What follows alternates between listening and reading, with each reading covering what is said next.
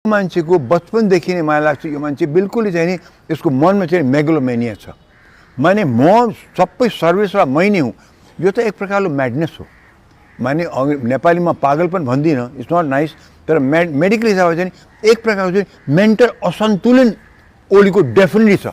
किनभने नत्र यस्तो वक्तव्य दिनै सक्दैन कसले पनि। आफू प्रधानमन्त्री भएर आफ्नो सरकारबाट त्यत्रो हत्या भएको छ, बच्चाको हत्या भएको छ, त त्यही मान्छे भन्छ मैले के गरेको छैन भन्ने, यो त सूर्य उदाएको छ, सूर्य उदाएको छैन भनेको कुरा हो। यो नै डेफिनेटली मन, उसको ब्रेन चाहिँ नि यो सन्तुलित चाहिँ छैन भयो, डेफिनेटली छैन। ओलीको ब्रेन सन्तुलितमा छैन। त्यस्तो मान्छेले देशलाई जहाँ पनि लग्न सक्छ। त्यसैले त राष्ट्राध्यक्षहरूलाई मान्छेलाई सरकार चलाउने राष्ट्रको चाहिँ हाँक्नेहरूले चाहिँ वर्षमा उनको मेडिकल एक्जाम हुन्छ।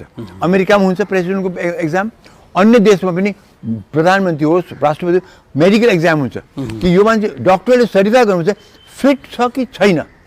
आज ओलीलाई कुनै साइकियाट्रिक जाँच गऱ्यो भनेदेखि मेरो विचारमा निर्णय के आउँछ भनेदेखि म साइकियाट्रिस्ट होइन। त आज मेडिकल पर्सन मलाई शङ्का चाहिँ लाग्छ कि हामीले अलिकति साइकियाट्री पढाएको छौँ, हामी साइकियाट्रिस्ट होइन त पढ्यो भने त अलिक पढिन्छ। गर्दाखेरि मलाई लाग्छ कि चाहिँ ओलीको चाहिँ पढ्यो भनेदेखि उसको मेगलोमेनिया छ।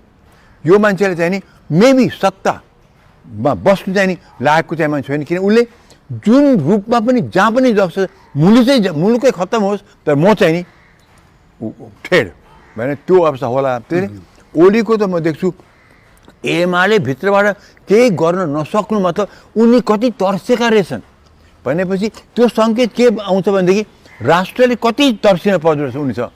ओलीसँग त्यो उनका निकटतम जुन छन् एमालेका कति तर्सेको र चाहिँ त्राहिमाम रहेछन् यो मान्छेसँग भनेदेखि हामीले चाहिँ नि एज अ पब्लिक र जनताले हामीले त्यो विचार गर्नु पर्दैन।